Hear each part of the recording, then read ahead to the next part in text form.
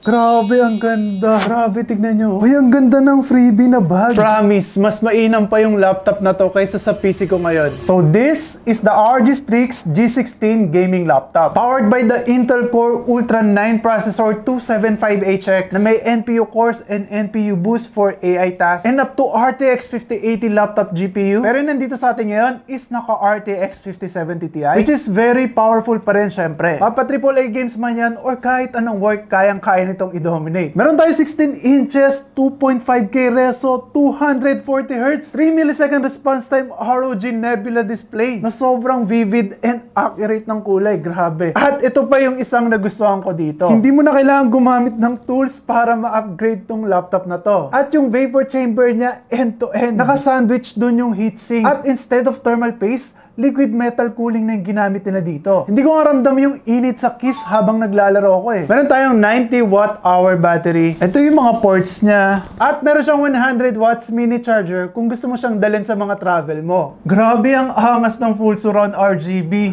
At ito yung mga kasama niyang freebies. Uy, ang ganda rin ng freebie na bag. Meron ding mouse. Meron ding 3 months PC Game Pass at syempre yung warranty. This gaming laptop is worth 190,000 pesos. So ano sa tingin mo?